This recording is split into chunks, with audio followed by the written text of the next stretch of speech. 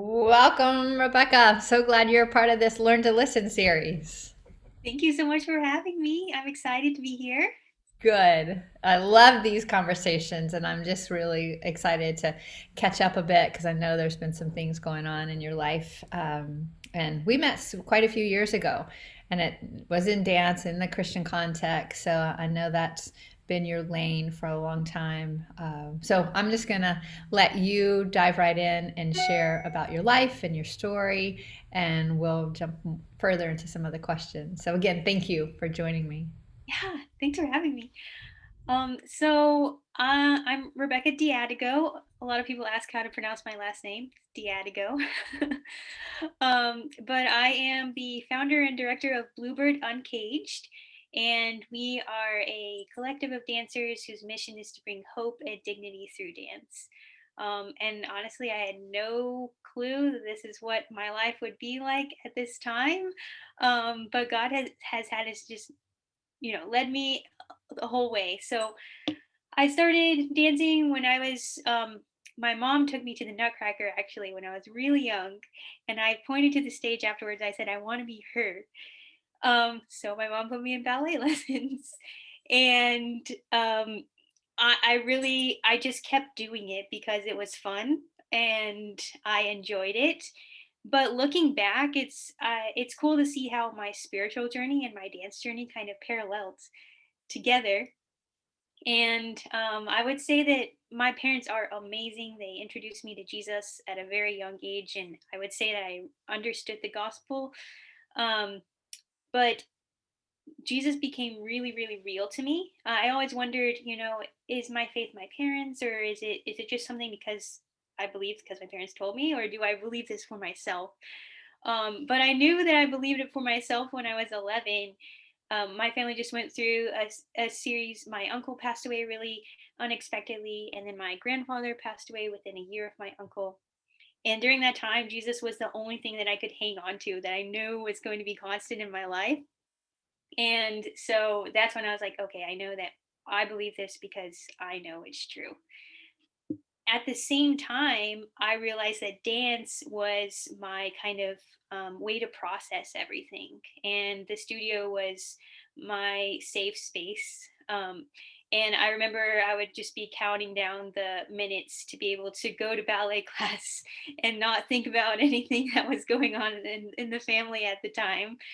Um, but still, I never thought that I would continue dancing past high school or college. And until I was 16, I went away to a summer intensive. And at the end of the intensive, we had these meetings with the director, and they were asking about my goals for dance and everything. And I was like, oh, I'll probably just quit, after high school or college. And she told me, she said, you have a light on stage. Don't stop performing. And coming from someone in a secular dance environment, me hearing that, I was thinking, okay, well, maybe I need to think about using dance, keeping like still going, not just kind of leaving it behind. um During that time, it's hard at the end of high school. You're trying to decide, what are we going to do about education? Am I going to go for a career? All of that was in the air.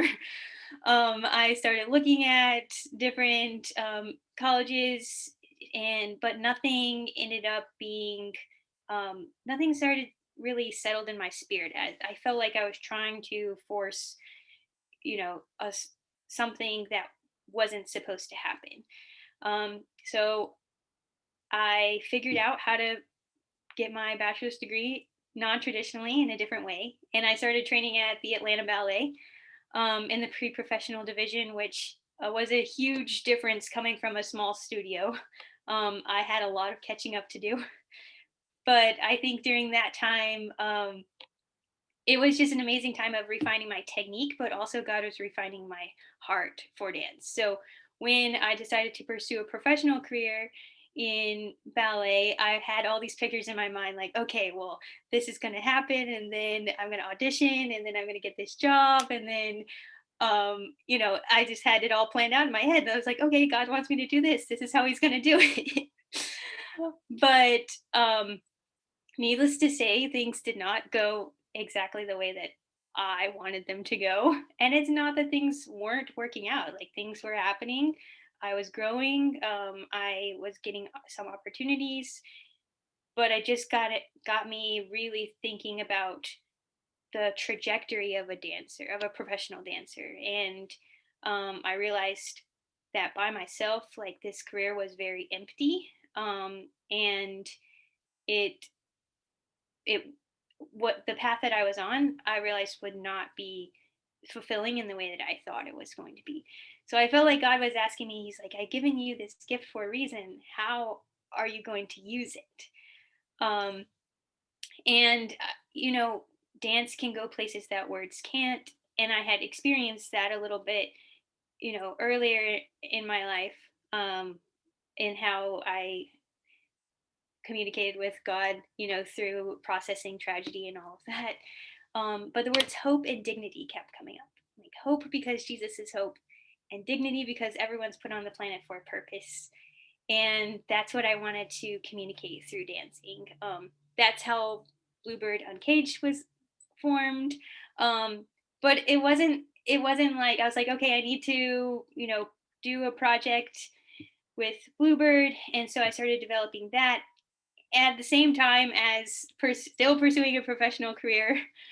Um, and I felt like my professional career just kept kind of hitting walls. Not, and again, it's not that not that I was getting like rejections or no's. I was just like, I thought that once I got a contract or a certain job, there was always something to go for next, that I would have made it, or I would be a real dancer.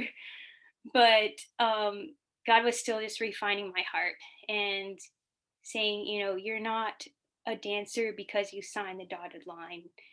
You're not a dancer because this person says you're worthy of that role. You're a dancer because I called you to be. And once, took a while to get from my head to my heart. But once it got to my heart, it was so freeing to just realize that dance is such a gift, and to enjoy it more, and just to take things, as God gives them, and to pursue, like, let Him choreograph my steps rather than forcing myself to do certain projects or to go certain auditions or that kind of thing. So throughout the journey, I am now a freelance artist. So I have performed with the Atlanta Opera and different regional companies, but then also directing Bluebird Uncaged. We have a annual production, original fairy tale that we do every year. We've done dance missions, and we're soon launching a training program for the next generation. But yeah, it's kind of a non-traditional journey, I feel like, and I never, again, never imagined doing this. But now I don't know what life would be like if I hadn't. So Well, it sounds like you're making the most of the gift now that you've been given. And I've seen you dance, and you're gorgeous. And I appreciate that when we think about the creative process, when we try to put it in some type of formulaic, right, trajectory of this is how we did it before, we're going to do it this way again, then it really can rob the creative process. So if we embrace that not only our artistic endeavors can be creative, but our life can also be creative, I believe you're really experiencing that in such a as you're saying, a non-traditional way, which often art can be non-traditional ways of, like, we have so many accounts in history where art has continued to be cultivated in new ways, and so you're a part of doing that. So thank you for that investment, and I pray that there continues to be a lot of joy in the journey. yeah, it's an adventure. Life is a huge adventure. Yeah, that's good. It's really beautiful. So with this whole connection, because you're talking about, having a faith early on, but not necessarily having a real connection, possibly to your faith in dance and artistry, because of being at a more marketplace arena for your training. How have you learned to cultivate your skills of communing with God, hearing from God? How does that work in relationship or in correlation to your dance and to your artistry? Um, I think I never, yeah, I wasn't really, I was exposed to Christian dance, but I never, I actually had a aversion to it. I did not want to do Christian dancing. Just mainly because what I had been exposed to younger was not done excellently. And so I wanted to pursue excellence in dancing. And my parents were really, really helpful in teaching my siblings and I that, whatever you do, do for the glory of the Lord. And um, so I think that I always knew that whatever I was doing, whether I was dancing or, working on schoolwork or doing playing, that it was for the Lord. Um, And I think also I knew that God had a plan for my life. And so trusting Him with that plan and realizing that plan included dance was a huge also turning point of integrating my faith and my dancing. Also realizing that, again, I just have to take it back to my parents because they really helped me see so many of these things in teaching me that everything was for God's glory. They also encouraged me to look for ways to see other people and see that the environments that I had been placed in, that I was placed in for a reason, to tell people about Jesus. And so I realized that the dance environments that I was in were essentially my mission field. And so that I was given that position in a unique way to be able to communicate in the language of the dance world, um, the gospel to people. And so all of that, it was a little separated at first. And then I think that as you walk with the Lord and as you cultivate the intimate relationship with Him privately, even outside of the studio, it started to bleed into the studio.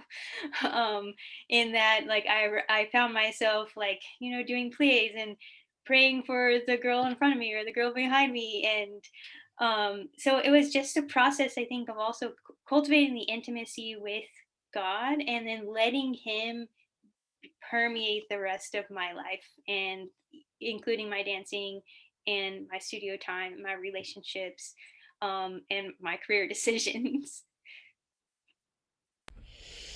That lifestyle worship, that lifestyle living faith. Um, yeah, I appreciate that. And when something like that becomes a part of your lifestyle, it's not a constant effort. It really is. There's a void if that's missing. So being at the bar and plie instead of having eyes on self or my knees over top of my feet, what's my alignment looking like? Because you've already done a bazillion plies in your life, how to trust that the body is doing what it's been practiced and rehearsed and muscle memory, that it's going to succeed in that, and then taking that time to pray and to be present in that way. It's a good encouragement and admonishment to um, think beyond just the now of self doing something and pursuing excellence, which is incredible. But it's pursuing excellence if you're considering other people. That's the excellent way. Yeah. Wow, that's good. Can you share a little bit more about Bluebird Uncaged? Can you share more also in that context of your leadership skills that have been developed and what's been cultivated? Yeah. So we started with just one video project, and I don't think I actually, it's amazing. We'll be 10 years old next year, which I can't even believe that. But so when I started at 20 years old, I really had no long term. I mean, I had some glimpses of what it would look like long term, but I knew that I just needed to be faithful with the project in front of me at the time. So we started with a video project. Um, and then I had always, it just grew. It really just grew. And that it's just one step in front of the other. And after the video project, I was really into thinking about using dance to bring hope and dignity. And if you had asked me when I was uh, younger what I wanted to be when I grew up, I would have actually had said I want to be a missionary. And so I started. I mean, that yearning was still in my heart, and I was like, oh wait, so how can dance and missions maybe like combined together? So our next project ended up being a mission trip to Panama, Central America, where we partnered with the local ballet schools, but then also were able to do, outreach performances in the skate park and visit orphanages and prisons. And so that was really cool just to see how everything like dance and missions and serving all came together. Since then, we've been back to Panama 3 times. I've been to Cuba. I just got back from the Netherlands in August, which was super fun. But then, yeah, the next step, I guess, through Bluebird was, maybe we doing live performances here in the US. And I want also Bluebird to cultivate community within our local context as well. So we've invited different companies here in Atlanta to be a part of our performances and hosted festivals so that I think the dance world can be very territorial at times. And it's kind of like, these are my people, these are my people, this is my audience. But God doesn't really call us to be like that. And so I wanted to create an environment that was ripe for collaboration, but also letting each company, have their own identity, and to pull our resources together to do that. Um, and so we've done an annual production for 7 years. This year will be our 5th year doing an original fairy tale story ballet for the community, which it's super fun. Um, Actually, it's cool as a family effort. So my dad wrote the story. My brother is a motion designer, and so the backdrop is animation and then is narrated through spoken word. So we wanted something that my dad was like, the goal is so that the dads can come and not fall asleep and the daughters can come and still be inspired by dancing. So I think we've succeeded so far. Like, I don't think anyone's fallen asleep yet. But so we've been doing that, and then thinking about expanding the reach. I really want to build up the next generation of Jesus following artists. And in that, as I was pursuing a career, I had some strong mentors that were believers, that helped walk me through the process. But I also wish that more of those resources had been available, so I didn't necessarily have to seek people out so much. I want to see people living out their faith in the dance world. And so we have a podcast for younger Jesus following dancers, and I'm going to be starting a training program locally here. And um, yeah, that's kind of where I see us going now, expanding the missions, expanding the training programs, cultivating community. And really, as far as leadership goes, it's just been stewarding the moment in front of me. In that, yeah, I'm just stewarding the moment, really. It's like, okay, I've been given this. How can I use it most for the kingdom? How can I use it to serve and encourage the people around me and people in my sphere? And how can I use the stories and the experiences that God has given me to pass on to someone else so that they might learn, they might avoid the mistakes that I made, or be encouraged from how God has been working in my life. Mm-mm-mm-mm. So good, so good. I love, love, love. It's so good. So with all of that, I know that there's a creative endeavor and creative process. So can you talk about that? Because I'm sure creativity comes in all ways, from marketing and you know, funds and the artistic component of dance and choreography and costuming and just all of the creativity.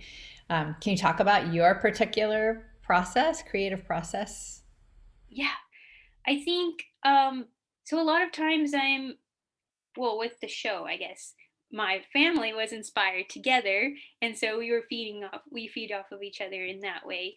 I'll also be inspired by, music, but I think in a way creativity is just another form of problem solving in that um, when we're faced, with a roadblock or a difficulty, we can choose to just sit there and stare at it, or we can figure out ways to get over it, around it, through it. So I think that, yeah, creativity is a lot of looking at things from different perspectives, maybe considering options that might work halfway and not the whole, and then figuring out, how to get to a destination um, from a different perspective. And so, yes, definitely have to have been creative through just the model that Bluebird Uncaged is based on too, like being project based. We're actually not a nonprofit either. Um, and just making those kind of decisions, I know I've put that burden on myself, probably made it harder for myself sometimes, but in a way it's been cool to maybe explore new paths that have not been um, trails that haven't been blazed yet, or and then that opens up, I think, even a new door or other doors for even other people to be inspired, or for other people to walk after you.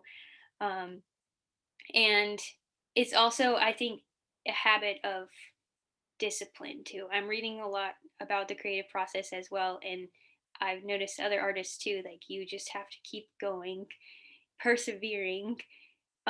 Creativity is not a lightning bolt. All sometimes it is, sometimes it's like, oh wow, it's all there, but then other times it's really just being faithful and keeping, like, stepping along the way, keep pushing, and persevering, even when it is hard, or you're feeling uninspired, or um, I think improvisation has helped me a lot too, in that I used to go into the creative process thinking, oh, I have to know exactly what step I'm doing at what time. It's going to be arabesque, tombe, pas de chat, or whatever. But then just putting on the music and letting myself move sometimes has also been so freeing in a way, but then opened up, choreographic ideas that I didn't even know existed. I appreciate how you put that in the context of just creativity and the way we are pursuing that.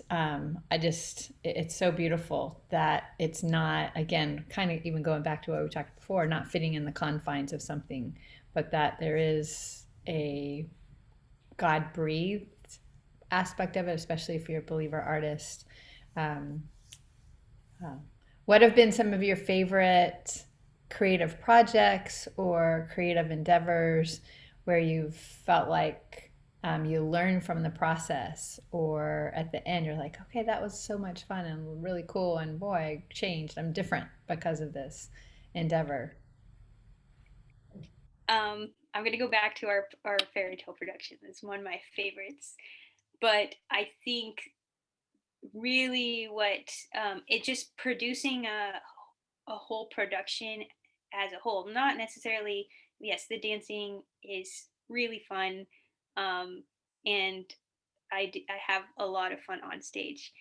But I think producing a production with so many moving parts, communicating with the crew, the lighting designer, organizing backstage dressing rooms and all of that, that I think has grown me a lot, especially in communicating with other people. And I think I realized that as a leader, you have to have a lot of patience, which I feel like is a fruit of the spirit that I'm always trying to cultivate. As soon as you think you're patient, you have to be more patient. um, but I think there was one time when we had rented this theater, and we had it in the contract until midnight. So we were on the way loading out. It wasn't midnight yet, but the next group somehow had there was like miscommunication, and the next group that was coming in was trying to load in at the same time that we were loading out, and there was just some tension there as far as logistics and everything. And I remember there was this lady that we were talking to, and we were getting a little. I was like, okay, don't lose your temper at her, or, um, but and I think it was just the Holy Spirit reminding me like this is someone that needs to be loved, and so all of a sudden, like in the middle of our conversation, I was like, can I just give you a hug? And so I just hugged her, and the atmosphere completely changed just after that, and her communication with between our team and her team, and just realizing that all of these opportunities are opportunities to love other people and to be patient with other people. And I think also at the root of patience is humility in seeing how can we serve the people around us. Um, so that was, something that I've learned in this whole process. And then another time that I know that those times in your life when you're like, oh, this is where I am supposed to be. Like, there's no other place on earth that God needs me except right here. Um, we were in Panama, Central America. We were visiting a young women's jail. So these were um, girls under 18 who were incarcerated. And we had danced, and then there were, I think, five of them. So we were just talking, and one of the girls, she said, so what do you think about like being in a prison? And it was that moment I was like, wow, just her asking that, there was no other place that I would have rather been on earth. And then realizing that dance opened those doors, and dance allowed us to be there and to have conversations that I would have never interacted with this young woman. um and so also realizing that dance is just a medium, it's just another way of communication, and it's not the ends, like it's the means to an end. And I think those are the times that I realized that, oh, this is what I'm supposed to be doing, this is what I was created to do. Mm. It's a serving career, it's a serving vocation. And sometimes we take it with our ego in a self serving way that interferes with the opportunities really to serve. And we also limit at times, this is the part of my service. I'm going on stage, I'm dancing, I'm off stage, and I'm not going to be a part of that, loading up crew to load out.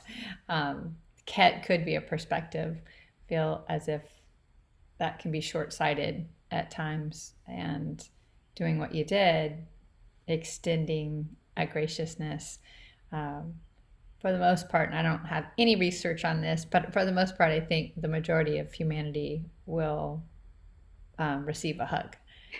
and it be have that connection with somebody else because we longed for that. We're designed that way.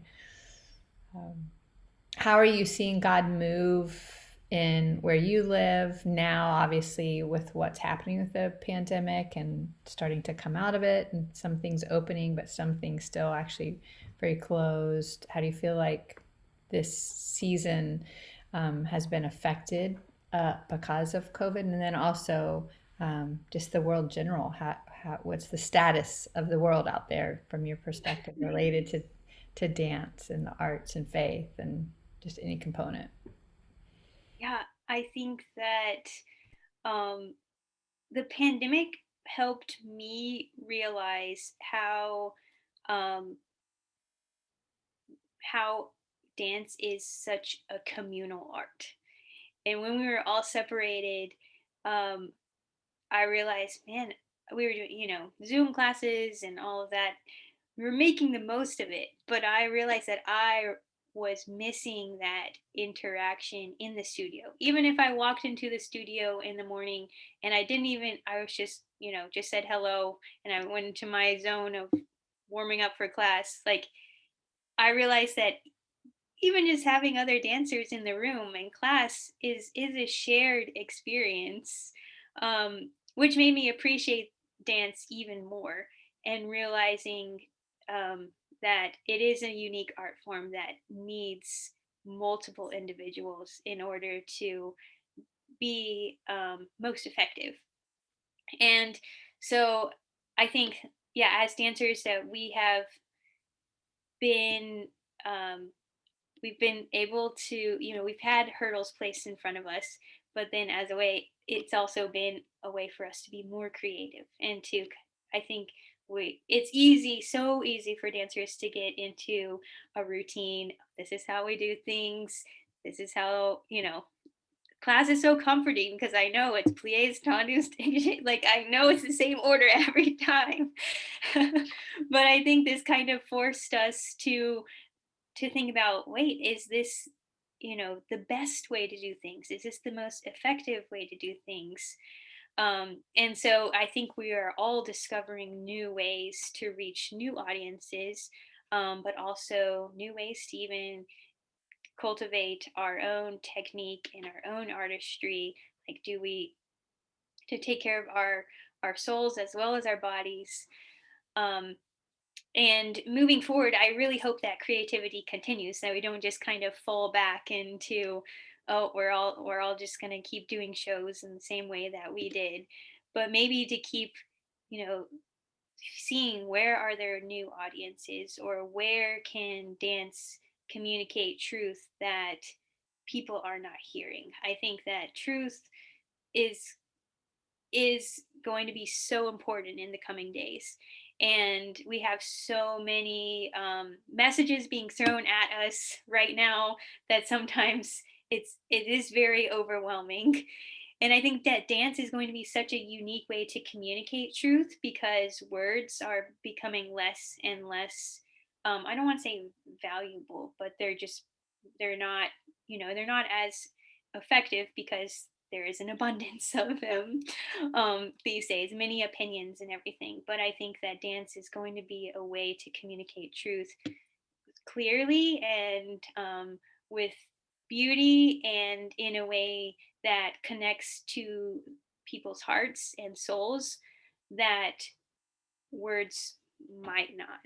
So I think as Christian artists, we do need to be seeking truth and be seeking what messages we want to communicate clearly, and how to do that in a way that's relatable and in a way that is going to, you know, reach new audiences and yeah, communicating. I think communicating truth. That's just what I'm trying to say. That's our role right now.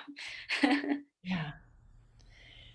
Yeah, losing its potency, I think the words are, and just as you're articulating, it's so true. Sometimes when there's so many words that are being spoken, you might, hear, but there's a listening Yeah. that I think can be a different level.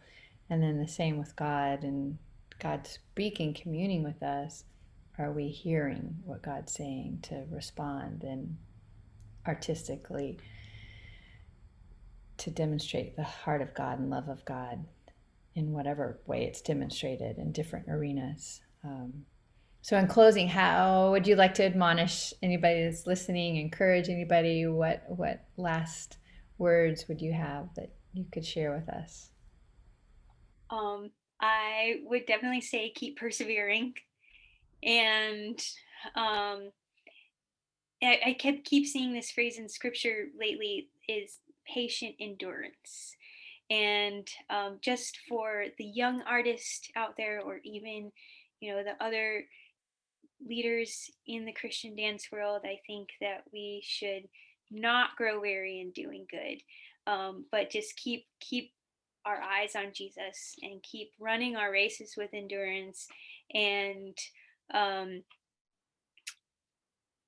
choosing not to be discouraged by what we see in the world, or what we, the challenges that we are facing and that we are going to face.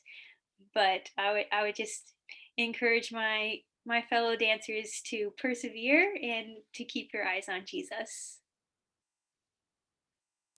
Good word, definitely a good word. And I know you've been doing that faithfully in your own life, Rebekah. So thank you for that pursuit of God in such a manner of excellence. Can you share with people how they can connect in with you? Social media? Yeah. So my personal social media is my name, Rebekah Diaddigo, and Bluebird is Bluebird Uncaged. You can find us on Instagram and Facebook, and then we also um, our podcast is on Apple and Spotify as well. So Doing great work, my thank friend, doing such you. great work. And I bless you in the next project and the next endeavors. And I agree with you when you're articulating how God is using the arts and people are more receptive and more open. And it's out in the forefront. So I just pray as you're continuing to forge forth and moving out in the forefront, God would protect you and also provide provisions for you to fulfill his calling in your life. It's very exciting. Thank you. You're welcome. Thank you, my friend, for taking time to be a part of this series. I appreciate it greatly.